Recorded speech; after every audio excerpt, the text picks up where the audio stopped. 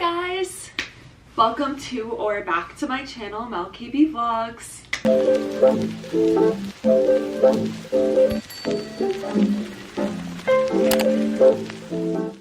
So today we're going to do a little sit down video. Somebody had suggested to me to do a video about dancers getting into musical theater because it's a different ball game if you grew up doing theater, if you grew up singing or acting versus if you grew up like as a dancer, or you know, you've just been living in the dance world. A lot of dance training is more focused on people getting into ballet companies or other types of dance companies, and musical theater is like truly its own beast. So we're gonna get into it right now. The main thing about moving from being just a dancer into being a musical theater dancer is you have to be able to sing and act. That's just a given. There are a few Broadway shows where there are tracks for like a really strong dancer who doesn't have to sing, but 9.8 times out of 10, you have to be able to sing and you have to be able to act. So if you are still in high school and you're watching this and you're trying to figure out kind of the trajectory of what you want to do if you do want to pursue musical theater, I got a BFA in musical theater and I do recommend that. It was really helpful to me because I went to a program that really focused on acting and singing, so I already came in as a strong dancer, and then I was able to focus for 4 years. I kept up my dance training, but I was able to focus on really strengthening singing and acting. There are other ways to do that as well, like if you don't want to go to college for musical theater or something in that sort, either if you're going to go to college for something else or you just want to do your own thing, I would say create your own little program of weekly voice lessons and find an acting class to get into, and that's really going to help you a lot. And then if you are post-college, whether you majored in something else, whatever, if you're like in the real world, you're auditioning and all of that, I just really recommend keeping up with your voice lessons and get into an acting class. It's as important as keeping up your dance skills and improving your dance skills. So that's like my first word of advice, but now let's get into like the practicalities of musical theater auditions, all of that, everything you need. So this is my audition book. This is what you bring to every audition. So for example, say you're going to a dance equity chorus call. Those are the most common auditions you'll see. So you go to a dance call, and although you're dancing, you bring all your dance stuff, you still need your book with you. So in your book, you're gonna have your headshot and resume, which I do discuss my headshot and resume in this video. But then you're gonna have your music. So first, you're probably wondering, how do I find music to sing in auditions? That's one of the hardest things to figure out. So along with your voice lessons, you can have a voice teacher who also is really good at finding you repertoire to get in your book. So that would be great. Or you can find more so of a vocal coach or somebody who can help you find rep. I do have a friend, Jenna Lee Miller. She has a company called Problem Solved by Jenna. I'm going to link her down below.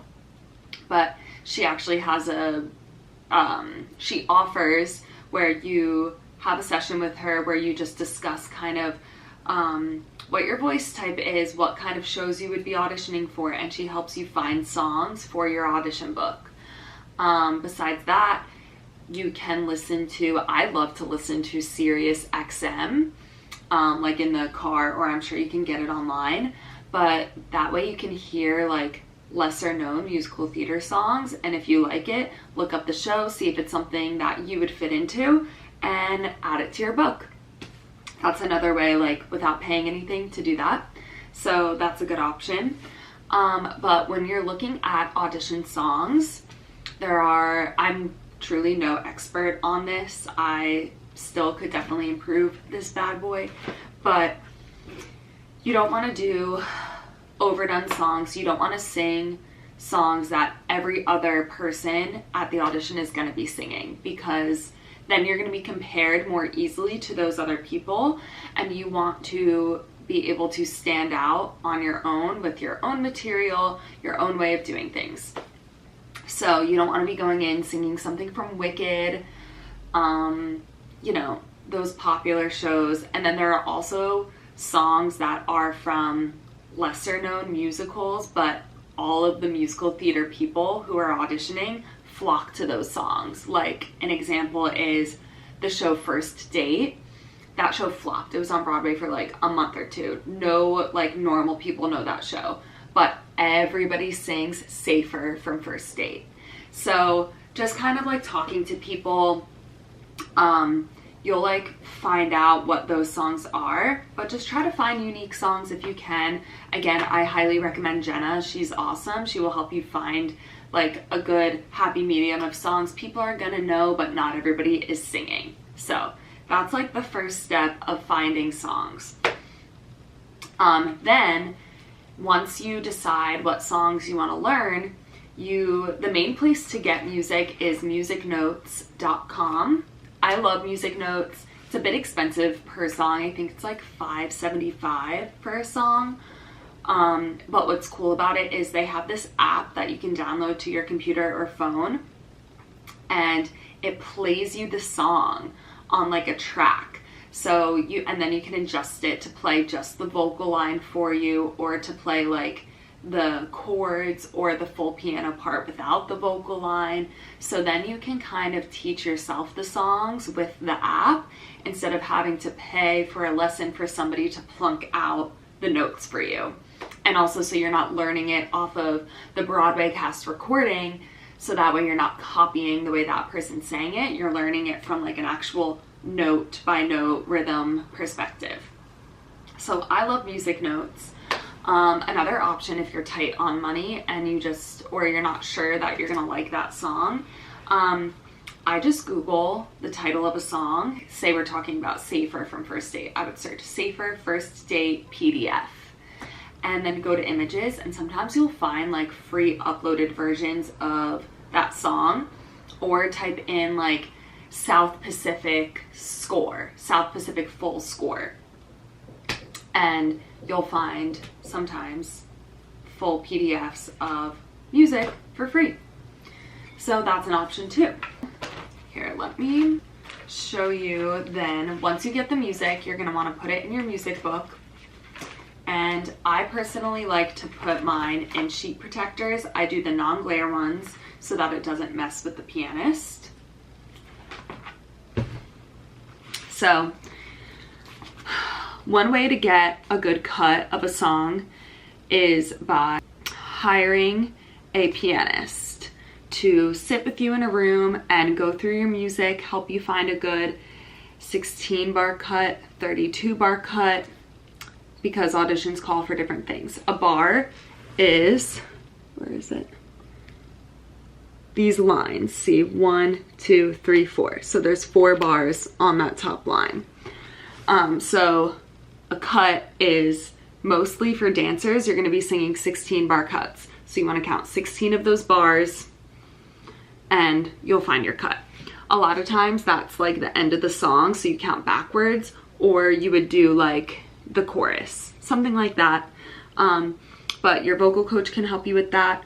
Or I like this Facebook group, I think it's called Find Me an Accompanist NYC, I believe. I'll link that down below too. But if you're in New York, you can post in that Facebook group and be like, I really need an accompanist today to help me for an hour. You pay them and you sit with them and you have them help you figure out the introduction for your cut and make sure your cut makes sense. So I did that with this song. This is Shimmy Like They Do in Perry from Death Takes a Holiday. And I didn't know how to start the song. So there are two ways. You either, one, have an intro, or two, you have a bell tone. If you're gonna do a bell tone, that means that the pianist would just play your first note. So they'd be like, dun, and you would start singing from that first note, and then they would join in with you. Or what is, I think, more helpful but harder to figure out is doing an intro. Now, this pianist that I worked with created an intro for me. So, for example, these 4 bars are my starting 4 bars, but the pianist wrote in and said, play 1-time intro, 2-time vocal starts. So it plays and it's like da na na na na na na na dun dun dun, and then I start singing and I have my vocal line, but the piano actually repeats that same thing, the da na na na na. But while that's happening, da na na, I'm singing liven up your feet today. So it goes together. Hopefully that makes sense. But the pianist I worked with helped me figure that out in a bunch of songs. Some songs she was like, you know what? It'll be easier if you just do a bell tone. And for that, I'll show you this one.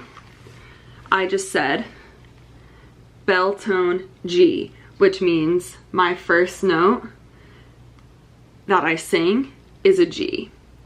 And then you do a little bracket to show where you're gonna start. So then the pianist would go dun, and then they would play, or then I would start singing and they would play.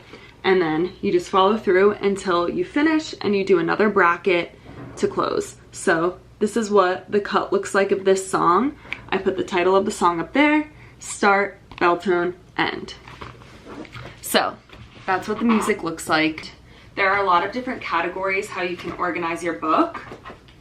And there are different schools of thoughts on it. I kind of like to keep mine more simple.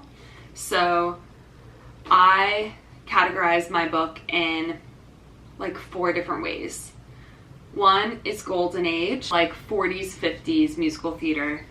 And some like I do like golden age, pre-golden age. So that's a category. Another category is like 60s, 70s. And then contemporary, I consider contemporary like 90s and on. And then pop rock. Now, there are way more categories you could do, but as a dancer, I don't think you need to go crazy. I think those categories are great because then you can say, okay, I'm auditioning for Oklahoma. Let me pick one of my golden age songs. I'm auditioning for Aunt Juliet. I'm gonna pick a pop song. I'm auditioning for Wicked. I'm gonna pick a contemporary musical theater song. I'm auditioning for a chorus line. I'm gonna pick one of my 60s, 70s songs. Now within that, you wanna have a good balance between up-tempo and ballads. And there might be one style that you're better at, so have a few more up-tempo if that's what you're into, have a few more ballads if that's what you're into. Try to have a good balance, and then with that balance, also you want to have a good balance of belt songs and legit songs. So legit is more like, ah, and belt is like belting to the gods, or like mix. So within those categories, you want up-tempos and ballads and belt and legit going on. Yeah, so that's everything you need to know about your music book. Now, you may say you go to an audition for musical theater. You're gonna go to the dance call. You get a call back. You then are asked to sing. You're gonna bring your book in, you're gonna pick one of these songs, you're gonna sing it. It's gonna go amazing because you've been in your voice lessons, you're killing it. Then they're like, okay, great. Tomorrow we want you to come in and we're giving you these sides because there's a few featured roles in this show and we want you're right for this specific track. You have to do these featured roles. So you go home with these sides, which are like little scenes, and you learn them. Now, you want to try to be as off book as possible for these scenes that you're gonna get. It's understood that you're gonna like hold them in your hand when you go to that audition the next day, but you don't want to have to be looking at the page the whole time. It's really just there if you do blank and you need to quickly look to pick up that line. But try to be off book. That's like the first little step of being prepared, because you walk in, you look a lot more prepared, you can be more present, you can show your eyes more when you're acting, and that's gonna help. Now, ways to practice getting off book is through acting class, because a lot of acting classes are like you get new scenes or stuff every week and you'll practice learning them and you'll get quicker. It's just like being in dance class more often helps you be quicker at picking up choreography. And then you're gonna want to, through that, if you are in acting classes, just use any of the techniques that you've learned in class on those scenes to prepare them. So you want to make some strong choices, bring in a character, you know, commit to that material, and then you're good. And a lot of times you'll be called in for more dance combos and all this stuff, but you're most likely going to have to do all three in a musical theater audition if you're getting further and further in the process. So that's kind of what to expect as well within an audition process. I'm trying to think what else to tell you guys. I feel like those are like the main practical things that you need to know when getting into musical theater and like what an audition would be like for you as a dancer. I honestly think that's it for now. So I'm just gonna leave it at that. But if you guys have more questions, comment down below. I'll either answer them there or we can do a part 2 to this video. But I hope this was helpful a little bit. Yeah. And thanks for watching. Make sure you subscribe, comment below if you liked it, and I'll see you next time. Bye!